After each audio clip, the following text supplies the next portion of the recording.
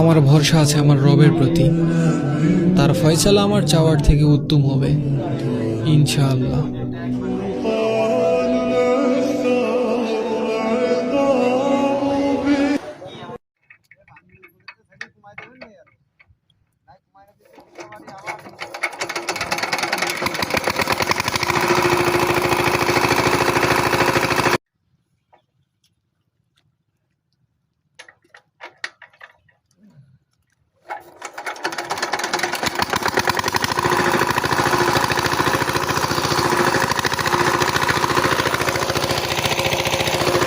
ছেলে মেয়েকে বাপ মাই হাঁটা শেখায়, সমাজে তুলে ধরে যাতে সমাজে চলতে পারে।